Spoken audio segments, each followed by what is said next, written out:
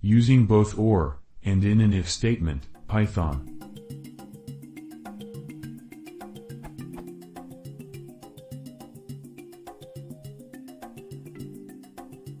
Why does this return 10.00? In my mind it should return off.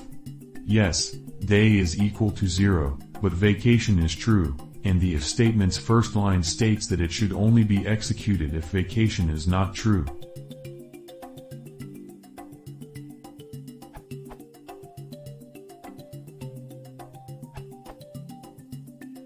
In Python, and binds tighter than or. So your statement is equivalent to this.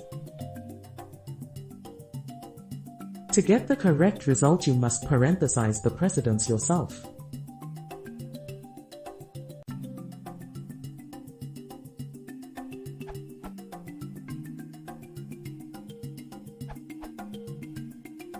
What you probably want is this.